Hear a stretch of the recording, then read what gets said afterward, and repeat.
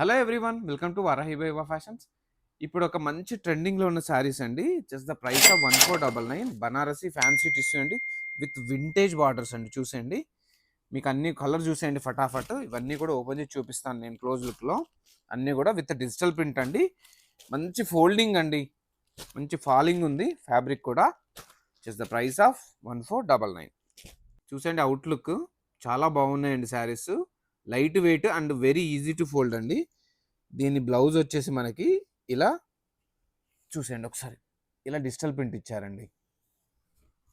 And second sari అండి, second sari blouse వచ్చేసి ఇలా ఇచ్చారు.